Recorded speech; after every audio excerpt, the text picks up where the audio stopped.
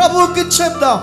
తండ్రి తండ్రి, నేను నా కడుపు మార్చుకొని నీ మందిరానికి వస్తాను,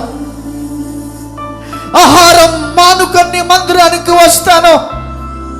నాకు ఈ రాత్రి అర్థమైంది ఏంటంటే, నన్ను తృప్తి పరచగలిగిన సమృద్ధి నీ దగ్గర మాత్రమే ఉంది.